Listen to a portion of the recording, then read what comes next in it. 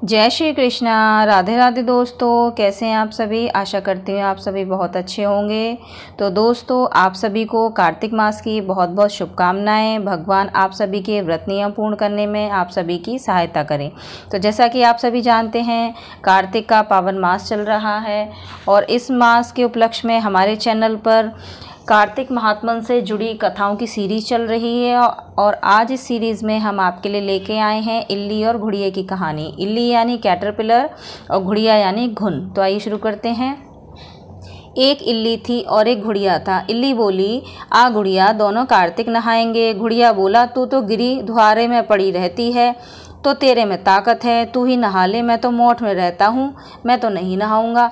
मैं तो हरा भरा ही सिट्टा खाऊंगा व ठंडा ठंडा पानी पीऊंगा। फिर इल्ली तो रोजाना राजा की बाई के पल्ले में लगकर नहा आती और घुड़िया नहीं आता। कार्तिक उतरते ही पूर्णिमा को दोनों मर गई। इल्ली कार्तिक नहाई, इसलिए उसने राजा के घर में जन्म लिया, राजकुमारी बनी, और घुड़िया राजा के घर में मेंढक बना। राजकुमारी का ब्याह रचाया और जब विदा का समय आया तब राजकुमारी का बैल रुक गया। तो राजा रानी ने पूछा कि बैल क्यों रुक गया, तेरे को क्या चाहिए, मांग ले। तब राजकुमारी बोली कि मेरे मेंढक को सोने की सांकल में बांधकर मेरे रथ के पीछे बांध दो। सबने कहा, राजकुमारी मेंढक क्या मांगा, ले, तेरे को तो कुछ धन चाहिए तो ले ले। लेकिन उसने कहा, मेरे को मेंढक ही चाहिए। फिर उसने रथ के पीछे मेंढक बांध लिया। जैसे ही राजकुमारी महलों में पहुंची तो मेंढक को सीढ़ी के नीचे बांध दिया। जब भी राजकुमारी सीढ़ियों से उतरती चढ़ती तो मेंढक कहता, ए चटकी मटकी श्याम सुंदरी, थोड़ा पानी पिला। राजकुमारी कहती, मैं कहती थी ना कि तू कार्तिक नहा। एक दिन राजकुमारी की देवरानी जिठानी ने सुन लिया और सोचा कि राजा की कोई रानी लाया है या जादूगरनी। उन्होंने राजकुमार से कहा कि तुम रानी लाए हो या जादूगरनी लाए हो, जो आदमियों से तो बात करती नहीं और जानवरों से बात करती है। राजा ने कहा कि जब तक आंखों से नहीं देखूंगा मानूंगा नहीं। एक दिन राजा छुप कर बैठ गया। राजकुमारी महलों से उतरी तो फिर मेंढक ने वही कहा और रानी ने भी वही कहा।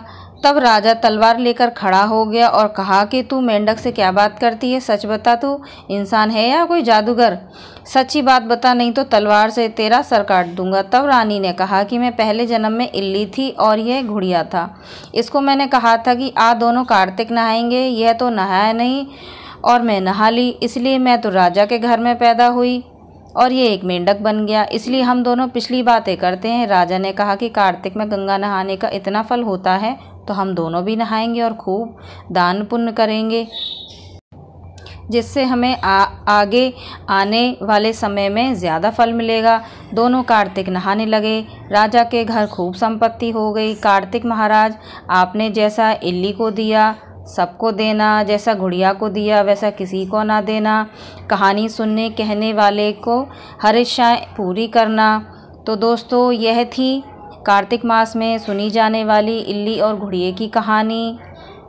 तो इससे आप कार्तिक माह में गंगा स्नान के महत्व को जान गए होंगे।